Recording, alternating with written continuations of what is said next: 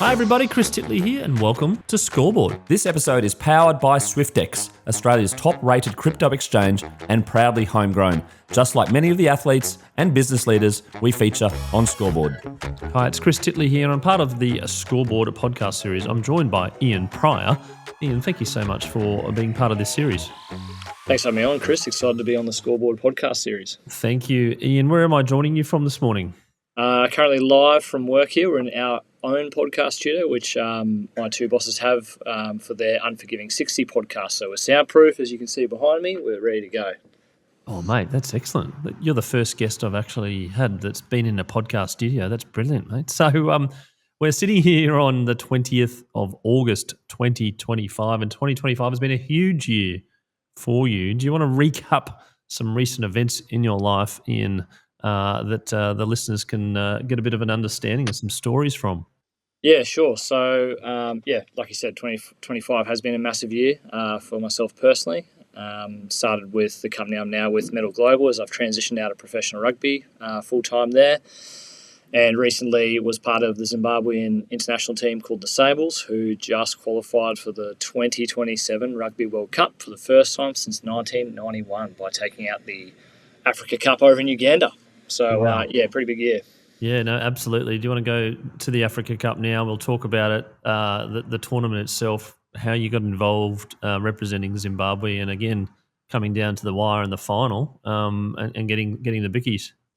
Yeah, sure. So probably going back a little bit further, my parents are both Zimbabwean, so they were born there. I was born in Australia before they moved back to Zimbabwe when Mum was a bit homesick.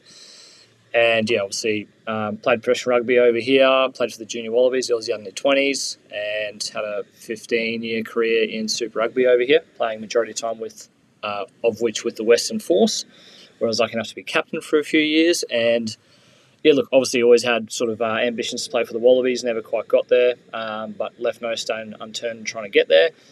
And then in that time, in the background, I'd sort of been approached by Zimbabwe last few World Cup cycles to, come on board and be part of playing for the national team. So there's a few contractual things around that. Like if you play for them, you become a marquee player. There's only a certain number of spots in Australian teams for that. So as the primary breadwinner of my family at the time, when we had two young kids, I kind of sort of, put it on the back burner. And then when I knew my time was finishing at the Western Force in 2024, they approached me again, and I thought, it's now or never.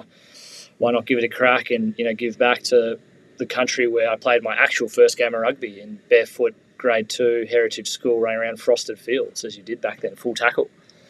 Mate, so, and going back to those days, 1991, the victorious Wallabies, that cycle, do you want to talk about Zimbabwe representing that time, your memories of that, and then how that feels now full circle?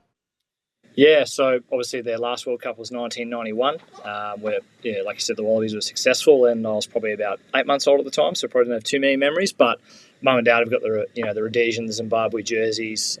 Very proud time for the country. Sort of punched above its weight in terms of numbers, because sport is a bit of a religion over there. Being a landlocked country and small community country, sport's really the gel that brings everyone together. So, yeah, very proud nation, and that was the last time they'd been in there. So, yeah, come full circle, and then 2024 got approached to get involved with the Africa Cup there, and thought it'd be a cool way to sort of ride off into the sunset and finish up with a couple of international caps where it all started. And then we ended up winning that tournament in 2024. So, sort of in the back of my mind, I thought, why not see if we can squeeze a little bit more out of this lemon, a little bit more juice, try and get to next year, because the 2025 tournament is the Rugby World Cup qualifying tournament. So, yeah, we did really well in 2024, took out the title. Played a few games overseas in November for a bit of a spring tour against UAE and South Korea to build for this tournament. And then 2025 got together with a small budget comparatively to other nations, but just shows what a unified group with a solid purpose of what they want to do and be part of creating change can do. And yeah, obviously fast forward to the final, we took it out against Namibia, who'd been in the last 7 World Cups and, had been the primary African team outside the Springboks there. Very proud nation, very good rugby nation, and we managed to pip them in the final 30-28, and just a massive sense of relief. I think the Sables makeup is interesting, right, because there's no professional league there in Zimbabwe, so you've got to go abroad to chase that. So there's a mix of local players that live locally, play locally, and a mix of other players like myself to sort of play abroad. So we've got people that play in United Rugby Championship over in France in Division 2 and Division 3 over there, and all around the world, Curry Cup, different things like that. So yeah, we came together a couple of weeks before, didn't have enough of a budget to play trial games, fly nations in, or fly to other nations because it can be quite expensive. So yeah, went into the final, went to that tournament, probably a little bit underdone in terms of exposure of games, but luckily we had that bank of games 12 months before to build cohesion and understanding, and the squad majority of it, which was the same, the coaching staff was the same, so a lot of familiarity there. And then, yeah, just that moment where the final whistle goes and you've done it, right? Like, it's hard to sort of put into words, but yeah, the relief on people's faces, players that have been part of the last 3 World Cup cycles that were, unfortunately came up short to now have finally done it, management included. There's a lot of relief and elation. And, we got so much support from around the world. There's Zimbabweans all around the world, that have scattered throughout that are proud people of their nation and their history. So, to get videos from them and messages from them. And interestingly, in Zimbabwe, at 8 of the local clubs, they put up blow-up inflatable screens that projected the game on. And there's videos of a couple of thousand people there having a braai, having a barbecue, watching the game. And when that final penalty goes in that scrum, and the whole crowd just erupts. And, you're seeing people from all walks of life celebrating together. And that's the power of sport. Absolutely, 100%, mate. Congratulations on that. And obviously in 2027, quote-unquote home turf, well, being here in Australia as well, how's that sort of full circle meaning for you and your role in the next couple of years? Yeah, look, in sport, there's obviously no guarantees, and 2 years can be a long time, but it gives me something to work towards, right, at an individual level, and then to be part of the squad that sort of created that change and to play a small role in that was really meaningful and, pretty cool to be part of. And mum and dad were able to come over and watch the games, which is really special for them. And yeah, I guess if I'm able to get there and, even if I have to hold a pad at training and just make up the numbers and put out cones, I'll do it. So yeah, it's a bucket list item for any rugby player, right? Like, to play at the pinnacle of your sport and for it to happen to be in Australia is pretty lucky. So yeah, I'll do everything I can to get there. Like I said, there's no guarantees around anything, but it would be a cool way to sort of finish up and hang the boots up in the change room and ride off into the sunset. Mate, absolutely. Now, speaking of Australia, we've just had the Lions tour here. We had a few rugby players on prior to the Lions and during the Lions series. I'm keen to know your thoughts on that series. And obviously, again, from the Wallabies' point of view, one of the great impressive wins on the weekend as well. Where do you think rugby is at here in Australia and obviously globally? That it's now, maybe it's Australia that's been a bit rocky, but maybe the rest of the world's flying ahead. But I'm keen to hear your thoughts. Yeah, so I think in Australia it's obviously on the up. We've had a bit of a lull and a bit of a period where it's had its moments where people are unhappy. There's a bit of disparity around the clear alignment of everyone trying to do everything in different ways and how do we get there. And the last time we were in a World Cup final was 2015. 2019 we obviously didn't do as well as we wanted to. 2023 obviously it speaks for itself and everything that happened there with the changes.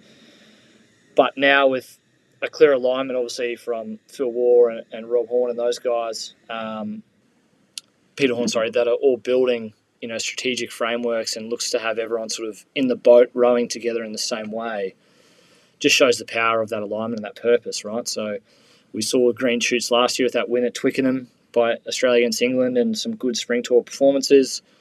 That Lions series, I feel like it's a bit hard as the host nation because you come in underdone, right? Like, you get one test match. The Lions have had 4 or 5 games. They've done their changes. They've got a bit of cohesion. They've built towards it. And then you're in the Lions' den in that first game with one game. So, yeah, I thought that series was phenomenal. Been lucky enough to go to that Force game, Force versus Lions, and just walk into the stadium. All the pubs are full with seas of red. And, it's a real cool point of difference that rugby union has, is these huge tours that bring all these people and these supporters, and it's once every 12 years, once in a player's generation generally if you're lucky, 2 if you're James Slipper and Nick White, so well done to those lads, and Sam Carter. But yeah, I think that has really put rugby back on the map in Australia. A, the publicity, and B, the way the Wallabies have played.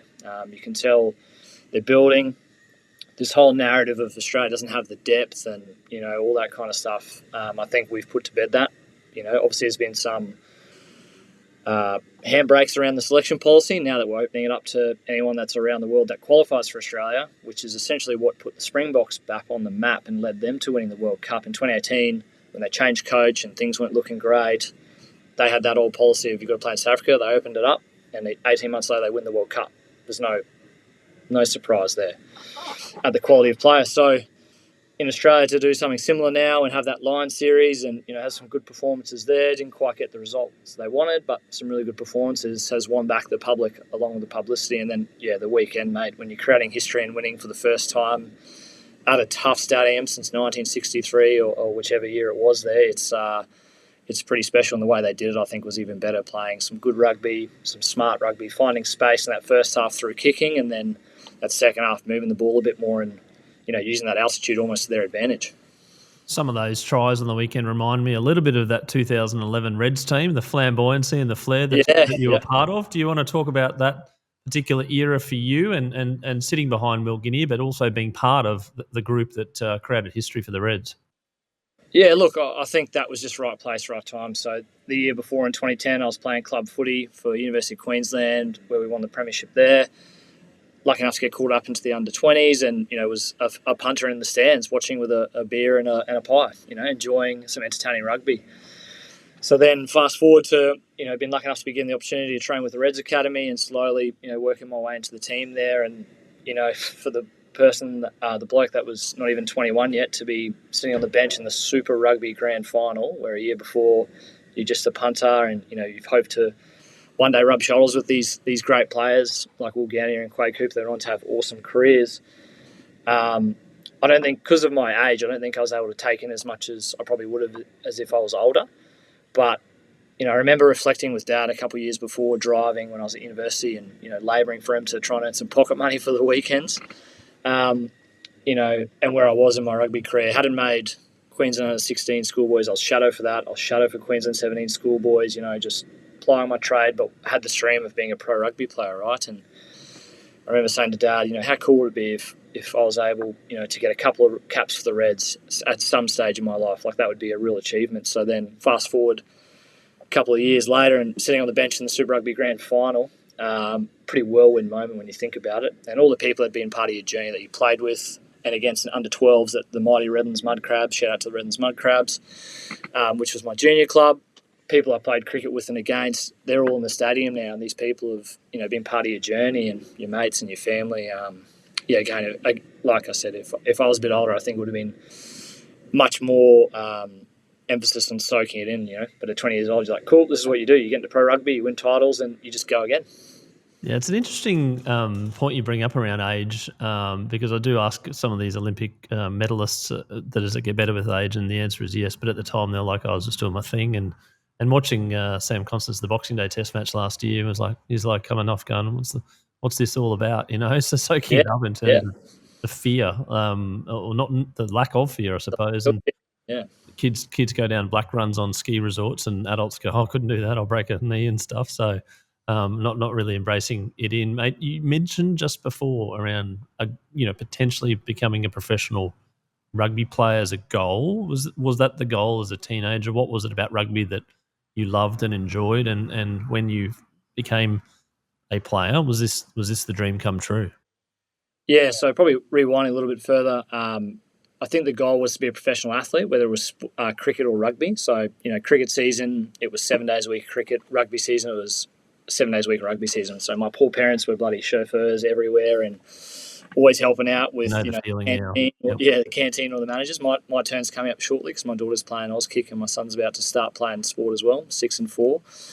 But I remember going to, I was lucky enough, Mum and Dad took me to the Ashes series when that was on. We went to British and Irish Lions game, 2001 at the Gabba, which is interesting because once the teams ran onto the other side of the field, because of the raised block at the Gabba, you can only see people from the waist up. So it was a pretty interesting place to watch rugby. We did. And I remember going to the 2003 Rugby World Cup and a game at Suncorp Stadium where the Wallabies came out. And, I remember Rocky Elson, I've still got it in my mind now, running out, and I just turned to Dad and I said, that's what I want to do with my life. Like, I want to be in this arena, playing professional sport. Like, what a way to live your life. And that's where I kind of set that goal to, whether it was cricket or rugby, I didn't mind. But Interestingly, I was probably better at cricket growing up than I was at rugby, but I think cricket for me was pre-2020 days, so I probably burnt out there. That was probably the issue, just from long days in the field, Saturday and Sunday, whereas rugby was sort of 3 hours done and dusted and you could get on with other things in your life. So, yeah, going through school was pretty driven around sport, always doing extras, always doing full-time schedules. And then, yeah, like I said before, to go from trying to juggle uni, work, training outside of hours at 18, 19 years old and still having the stream but not being in a full-time environment. I was lucky enough to be in the University of Queensland Rugby Academy for 18 months, which kind of helped in gave me that exposure to extra training and being around guys that had gone to TSS like Jonathan Lance and Luke Morahan that ran quite good programs at a schoolboy level. Taught me that I can kind of belong at this level if I'm willing to put in the work and put in the time. So, yeah, University of Queensland, played Colts there, went on through to the Premier grade and won a premiership with the team in 2010. And then, I remember also just missing out on Wallabies, junior Wallabies under 20s. They normally take 3 halfbacks. That year they only took 2. It was Nick White and Justin Turner. So 2 pretty good halfbacks. At that point, Justin Turner has been talked about going on the Wallabies spring tour and then unfortunately had an ACL injury, which is why I got called up to the Aussie under 20s. But again, it was that sort of just short moment. Like they normally take 3. I was the 3rd. They took 2 that year. And it was kind of like similar to that 16s and 17s. Like when am I going to get my chance? When is it going to come? And literally got back from Wallabies under 20s and junior Wallabies, and then Ewan McKenzie rang. I was at college, at King's College at the time. He rang my landline of my phone in the college room, which no one really does, obviously. Then people had mobiles, so most people would call on the mobile phone. And, I hung up on him twice because I thought it was my mate stitching me up. I was like, cheers, boys, appreciate this. Hang up, bang. Next call, it's him again. G'day, mate, it's Ewan McKenzie. I'm like, seriously, lads, I see what you're trying to do here. Please just leave me alone. Hung up. Phone rings a 3rd time. Seriously, mate, this is Ewan McKenzie. Don't hang up. Oh, sorry, Mr. McKenzie, how are you? Blah, blah. Having a chat. Bit embarrassed that I've hung up on him a couple of times. And he said, mate, come in for a chat. We've been watching you for a little bit. Keen to have a chat. I remember going in, sitting with him and, sitting at the other end of the table. Didn't know what to wear, so I wore a suit. Like, I don't know what a rugby interview is at 20 years of age. And, all the coaches in there, S&Cs, and they're asking me their tactical questions around attack, defence, strengths, weaknesses, and Ewan McKenzie's just there taking notes at the other end of the table. And he just asked me 3 questions that had nothing to do with rugby. It was, what do your family do for a living? Are your mum and dad and family all still together, live in the same house? And what do you do outside of rugby? Which I found really interesting. Like the head coach of the Reds asked me nothing about rugby, more about the person and what goes on outside. And, went away thinking, I don't know what just happened, whether it was good, bad, or indifferent. And then got a call to come in and try out for the academy a week later. And I remember saying to him, because Ewan McKenzie kind of said, is there anything you want to say at the end of the interview? And I said, look, mate, I've been working so hard for so long and no one's given me the chance. All I need is a chance. If someone opens the door for me, I know I won't let them down. I'll give them my best shot. And he said, righto, we'll be in touch with an answer either way. And then, like I said, a week later, I get the call, come in, train for the academy. And that was the door that opened and I was ready to walk through it. I think outside of that, not making the teams under 16s and 17s really set up my work ethic because it was a moment of, okay, where am I short? What do I need to improve on? I didn't have access to national talent squads and S&Cs, and so I had to Google strength conditioning programs on my own and go down to the local park and local school and do the running, do the passing, do the kicking, and making sure that even though other players in my position might be training, I'm also training as well to keep, stay in the fight essentially. And so once I got to that professional level, when we did fitness testing, my fitness was right up there. My strength was right up there. All I needed was time to learn the game and, how much more detail goes into that side. And that kind of set me up on my trajectory from there. I was just going to touch on the traits of being a halfback as well as the traits of being high performing, and who helped you along that way. And I suppose now full circle back to where you are now, being player of the tournament and leading Zimbabwe at not a spring chicken at 20 anymore, but how you kind of, went about that in terms of your life, in terms of high performance traits. Yeah, I think, surrounding yourself with good people is key. People that are aligned with purpose and values and vision is a big one. And then there's no real secret sauce. The best performers and the high performers in the world are willing to do the work day in, day out. They're consistent, they're disciplined, and they are relentless at doing the basics well. because that's what it comes down to. Doing the basics under pressure, whether it's skill or executing, movements, whatever it may be. Doing that when there is a crowd, when you're not feeling your best on your day, when you haven't slept that well, whatever it is. By doing the work when no one's looking, you can perform when everyone is watching. And that's where sport is so good. Like you see this small moment in time of kicking a goal or scoring a try or winning the swimming race, whatever it may be, but all the work and that old adage of the iceberg, being underneath the water, that's where the work is done. That's where it's won and lost. Like the moment is a small reflection in time of all that work you've put in. So, yeah, for this year, it was a juggle, if I'm being honest. Like I remember being up on site. So my first role was a week on, week off, fly in, fly out gig and around health and safety injury management. And I remember doing shuttle runs on a basketball court, which I hadn't run on since high school because that's all there was to run on, in 45 degrees, being chased by flies. Anyone that's worked in northern WA knows what I'm talking about in terms of the flies. And thinking, am I actually going to be any good? Like, is this going to be worth it? B, am I going to be able to play and contribute at what I expect myself and what my team expects of me? Because I'm not in a full-time pro environment. I don't have all the access to facilities all the time now. But I thought, what? Why not be ambitious? Why not set the goal to be one of the better players in the tournament? There's no reason that you can't find ways to do the work, to keep yourself in the fight and to still contribute, whether that's starting, whether that's benching, or whether that's in the squad. You can still contribute. So, that was the moment in January. I sort of thought, why not be bold? And now transition to this job, which is more Perth-based, gives me more routine around my day-to-day. But, I'm up at 5:30. I'm at the gym at 5:30, 6:30, get home, help get the kids ready for school, pack lunches, all that stuff, head into work, do the work for the day, head home. And whether it's Tuesday and Thursday, I go to club training, where I'm player coach for Associates, my local club here, which kind of kept me ticking over for the skills and the fitness. And then Monday and Wednesday, I do my own stuff down at the Oval at the end of our street, kicking at a tree, which is what I did when I was 17, 18 years old, because we didn't have posts at the local park. So there's a big gum tree that I kick at down here that I was doing in the lead up to the Africa Cup. So I was doing what I'd done around focusing on the basics and just being willing to put in the work. And obviously, a big part of this is your mental skills. So I'd been visualising since January, kicking in Uganda at the field because I was lucky enough to have played there the year before.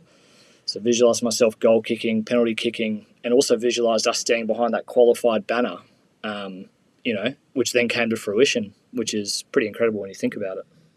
The visualization piece is interesting. There's been a number of high-performing athletes and past athletes that were very strong visualizers. Is that something that's new to you, or have you done it for a very long time? And the visualization, was it tangible? You said qualified, but obviously, let's say you went and you had an amazing tournament yourself, but the team came up short. Would you have been disappointed? Yeah, I think we would have been disappointed. Like, obviously, you can't control the outcome, but you can influence the outcome. So by there's a lot of research and literature on the mental skills side, and particularly mental imagery and visualization, which is why I got into it. We'll touch on that shortly. But, yeah, obviously, if we'd come up short, it would have been disappointing. But, to give yourself the chance, and by visualizing it, it might have helped me on those days I didn't feel like going down to the park and kicking, or waking up at the gym to go to the gym at 5:30. I could have just slept in, pressed snooze. But visualizing it most mornings gave me a reason to go and keep doing it, to put in the work, to give yourself the chance. So circling back to my career in 2015, a bit of a low point, had been working really hard to get this opportunity, finally got the opportunity to start, was named vice captain for the game at the Force, so 24 years of age. Here's my chance. This is my chance to take the jersey, establish myself full-time as the starting player, blah, blah, blah. And we were playing the Chiefs, who were back-to-back premiers the 2 years before. And so we're playing really well, having a pretty good game myself, about 20 minutes in, feeling really good. And I thought, this is the time to go in for the kill. Like, I'm going to take this jersey and run with it. And a player, Tim Nanai Williams, pretty dangerous player, had a chance to sort of, to tackle him. And I thought, yeah, let's make a statement here and sort of, pick him up, drive him back and just, make a bit more of a dominant tackle. And he kind of fumbled the ball and reached back and dropped it and leant back. And as I sort of picked up his legs to sort of, drive him backwards, he kind of leant back and ended up going above the horizontal. And that was a big no-no from the World Rugby laws and focus point of view, and landed on his shoulder, and I got red carded. So that was my first and only card in rugby, professional and amateur. and subsequently, had 3 weeks off because I had to go to the tribunal and all this stuff, and was just like, something's got to change. I've done everything I can in terms of fitness, speed, strength, skills. Like, there's got to be something else I can do here. And luckily at the time I was studying at university doing a neuroscience subject around the brain and that kind of thing for an elective. And the study came up from, I think it was Lyon, and it was a weightlifting study. So Group A does 4 sessions a week of weightlifting. Group B does 1, but they visualise 3 times a week. And I thought, being the meathead I was back then, this will be chalk and cheese, right? Like, the 4 is going to blast out of the water in terms of improvements. And when I read the results, I was astounded. It was a 1% difference in the group. 1% after 16 weeks. So I was like, if you're telling me that and that, what if you do both? Like, what if you do the reps and you visualize the reps? You're getting free reps, right? Because the mind doesn't know the difference between you doing it for real and you actually visualizing it.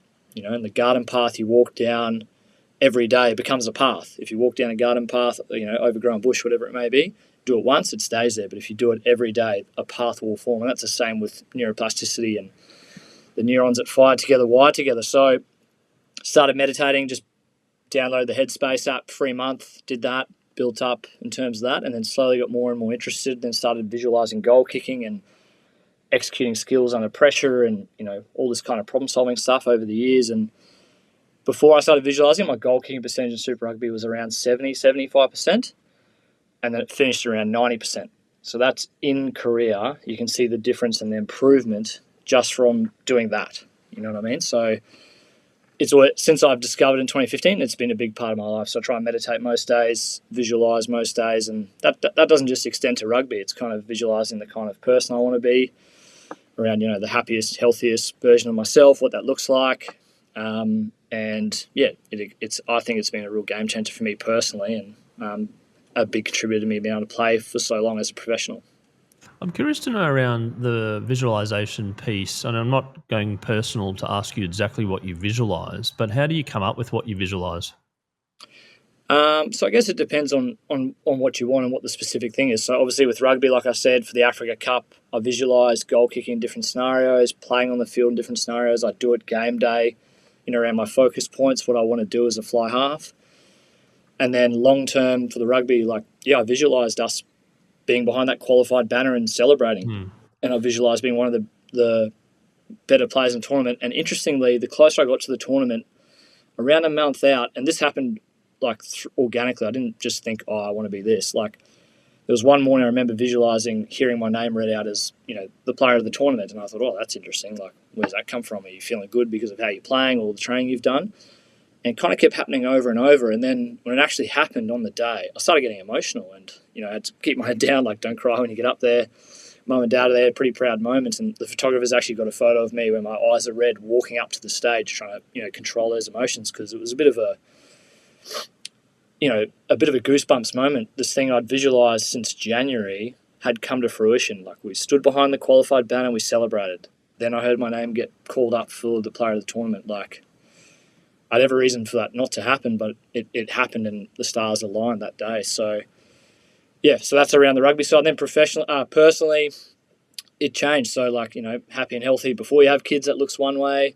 When you have kids, it's another way. But, for me, being happy was, you visualize yourself smiling, you just generally feel it, and you can feel it in your body. You get a sensation of joy out of that.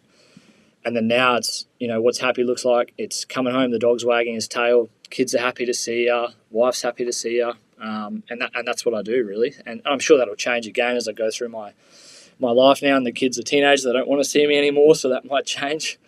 But, it's something that is personal to everyone. It depends on, your goals and what you want out of it, but something I found really powerful in terms of, helping with sport performance. Mate, that's brilliant. And come to the big moments, the nerves, and potentially getting closer to the visualization. Did you feel it at all in regards to getting closer and closer and going, actually, this is a bit nerve-wracking?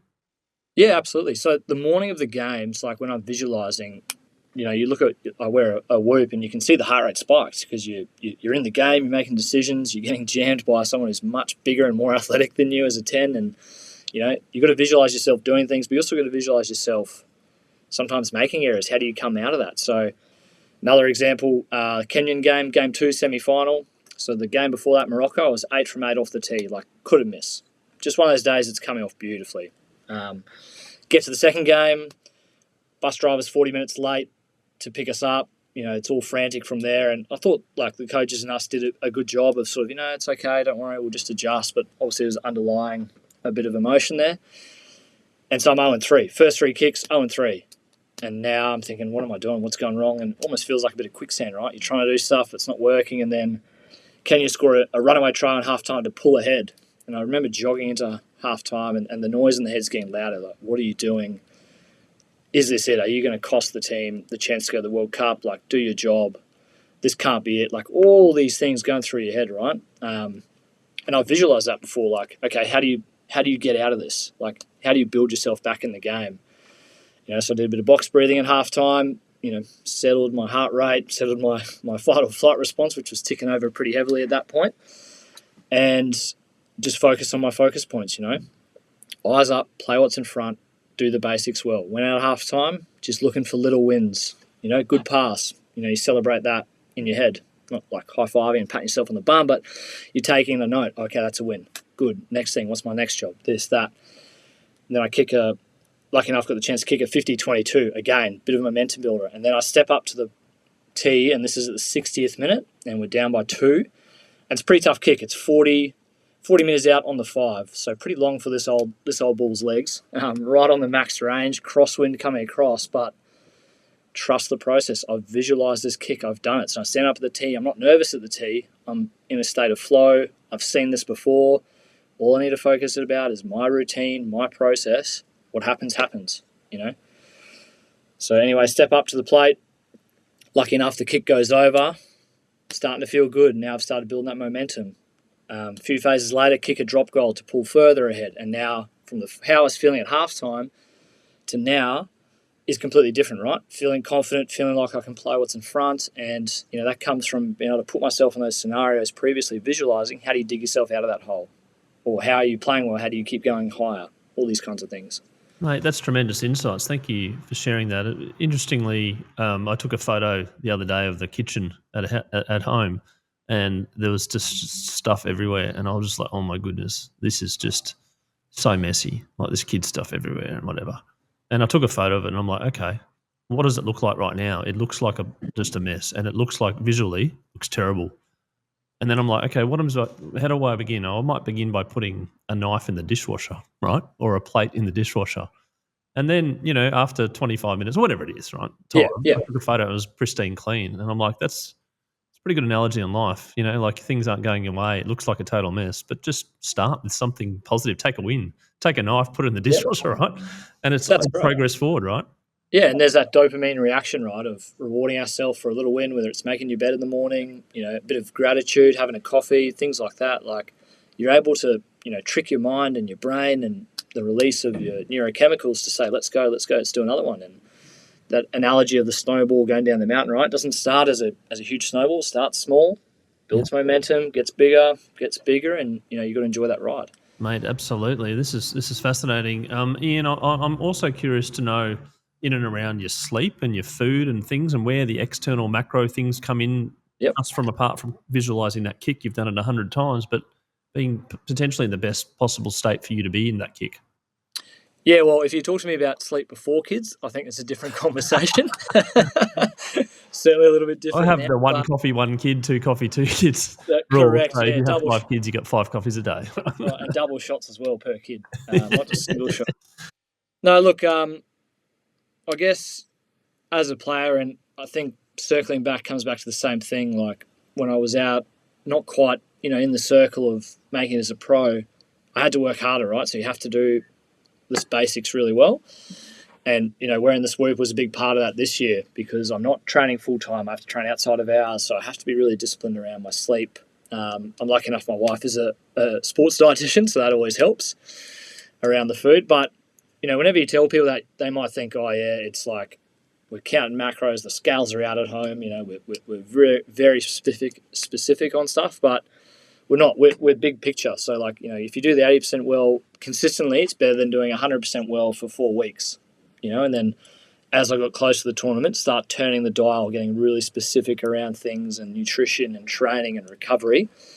But like anything, mate, you've got to put in the work to give yourself a chance. And I was lucky enough that I studied, I think, more so out of wanting to make it as a pro athlete. I studied exercise science, did a Master of Exercise Physiology, finishing my High Performance Sport Masters. I've always had an interest on human performance and how do we make this amazing asset of our body and our mind reach its potential and, keep going further and keep pushing the barrow. So, yeah, look, if I said I was Tom Brady and I slept 10 hours every night, that'd be a lie. But I try and get as good a quality sleep as I can. And if I have an average night's sleep, it's not the end of the world. I can try and catch up tomorrow, and try and implement things around my life, like getting that little bit of exercise that might help me sleep and, the right foods and things like that to build upon it. Because, you talk about the holy trinity of health, which is sleep, nutrition, and exercise. What are the three things that go when you get stressed or busy in life? All of them. Sleep, nutrition, exercise, right? We should be doubling down on that, which is... And it's a compound the other way, because you don't sleep, you drink, you eat badly, and you don't exercise because you're feeling bad, and then you compound again because you wake up tired and you go, I'm tired again. You go from tired to tired to tired, yeah? Correct, and we should be reversing, right? We're under stress, and we talk about that in the Resilience Shield, which my bosses have written around, to be more resilient. Background, yeah. Yeah, we should actually be doubling down on these things, trying to get better sleep, trying to get better nutrition, and trying to get a little bit of exercise in to make us feel good. Because it's the cheat code, right? If we could say, here's a supplement that makes you feel younger, memory sharper, learning sharper, make you look younger, better metabolism, all these things, right? We'd take it. And it's well, hang on, sleep, nutrition, exercise, do those three things. But we need a little cheat code to try and make up because we're staying up to watch a little bit more TV or, having that little bit of cheap food, whatever it may be. So, yeah, I've always tried to be consistent with that stuff. Mate, we've got a sponsor here in Scoreboard, which is great, and they've partnered with us, and that's SwiftX. But before I get on to SwiftX, on terms of cheating, I use ResMed. I wear a CPAP machine. I've been doing it for 3 years. So a big shout out to ResMed if they're listening. There's an ample opportunity to sponsor a segment in Scoreboard because it's a bit of a cheat. The CPAP has been a game changer for me over the last couple of years in regards to getting a better night's sleep and enhancing 1/3 of your metrics that you talk on. But I will go back to SwiftX because they have supported us in Scoreboard, and as part of that sponsorship, they do a little segment called the Bucket List, which is a sporting event that you haven't attended thus far that you may want to attend in the future. SwiftX has a new little campaign called Where Can Crypto Take You? They've got over 1.1 million users in Australia and New Zealand. Ian Pryor, what's your sporting bucket list? I think I might know the answer. Well, I've attended as a supporter the 2003 Rugby World Cup, so if SwiftX could help me get to 2027 as a player, that would definitely be. But I think outside of rugby, an Ashes at Lords would be a bucket. How good. Yeah, I think that would be right up there. I've been to one over here at the Wacker, which was pretty cool, and that was Mitchell Johnson sending down thunderbolts at the old Wacker before Optus was built. So hope to get Mitch on the pod at some point in time, but yes, mate, it's the Ashes. I've been to the Ashes at Lords, and we got I think they finished the day England were 2 for 250, so it wasn't the best day. But gee whiz, it's something special, and we've got the Ashes coming out this year. You're gonna try and make an appearance? Yeah, surely. Got to try and get down to day one. Absolutely. But yeah, I think also at Lords, at the home of cricket, that'd just be pretty special bucket item, I reckon. There you go. Maybe crypto can take you to Lords. If SwiftX is listening, maybe they run some promotions to get people to the Ashes at Lords in the future. A couple of other questions I asked my guests. One is around their scoreboard moment, which is a moment in your life which is very visible. And you may have already covered it. So if you have, that's okay. That you completely remember, and then from that moment on, things changed. I think that interview with you and Mackenzie that opened the door, and that sort of was a changing moment for myself in rugby. And then, like all parents, the moment your kids are born, right, it just puts life into perspective. Things that you used to worry about are no longer valid or don't matter. There's nothing that will replace that feeling of driving home with a little human that's now yours, that's half you, half your wife, and you're thinking, Jesus, what do we do now? There's no midwife to call, there's no nurse to call. We're responsible for this human. So those two, when my kids were born, were pretty special. It's amazing, isn't it, that there's been so many billion people that have lived on this earth, and then two parents come together and go, what do we do? Literally, right? You There's can no read some like, books and things, but it's like, yeah, the book's one thing, but the playbook and the way that it plans out is a little bit variable. It's a bit like centre wicket. literally, that's right. And there's no like, obviously you can listen to all the podcasts and read all the books, but there's no apprenticeship, there's no degree that you can go through. Like you're just in there day one. Go for it. Do your The best. trenches, yes. Yeah. One final question, Ian, your favourite all-time sporting moment, and that doesn't include yourself. Ooh, favorite sporting moment. Big memories of the '99 Rugby World Cup win from the Wallabies. Yeah. Can you name the team? Go on. Oh, geez, that'd be a stretch. I can't remember the whole starting 15, but obviously remember Michael Foley, John Eales, Todd Kefu, who else in there? George Gregan, Stephen Larkham, Nathan Gray, Dan Herbert, Chris Latham. You know, Stephen Larkham's drop goal in that semi-final against the Springboks, and been lucky enough to have played under Bernie as a coach for a little bit. Chatting to him saying, yeah, I'd never done a drop goal before that. To have the ambition and the boldness to pull it out in a semi-final on halfway against the team that dropped goals is pretty cool, right? So, yeah, I was in Zimbabwe at the time, and I remember having a Wallabies jersey that had Burke on the back, Matty Burke. That was my hero growing up. So I had Burke in 15, and he just made everything look easy, right? So he was always my hero. But, remember being the only sort of Australian supporter in Zimbabwe at that stage, celebrating the Wallabies. A couple more names that come to mind. Mark Connors, Buzzard. Yes, Mark Connors. Matt Cobain, I think, was also around then. Ben Tune. Ben Tune, yeah, great. Love he Ben scored Tune. a try, actually. Yeah. Can't remember that. It was at Millennium Stadium, the final, I think it was. Correct. So 1999. Good memories. Also, trivia out there that we won the cricket that year as well. We did. That's right.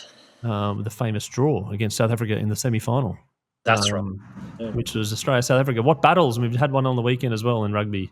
And we're playing them in the cricket at the moment. There we go. All Australia, South Africa. Ian Pryor, thank you so much for being on Scoreboard, the podcast today, to share your story of a professional rugby player, and now not a professional rugby player, but also heavily involved in rugby with Zimbabwe. Congratulations on your achievements with Zimbabwe and getting them into the World Cup for the first time since 1991, and also perspective and how that's changed as a parent now moving forward. I wish you all the best in the coming period. I look forward to catching up in person and hoping all the best for 2027 with Zimbabwe. Yeah, awesome. Thanks very much for having me on, Chris. It's been great to share a few stories and have a few yarns, and hopefully listeners have got a couple of takeaways that they can enjoy, and if not, just hear a has-been yarn about his glory days. Definitely not.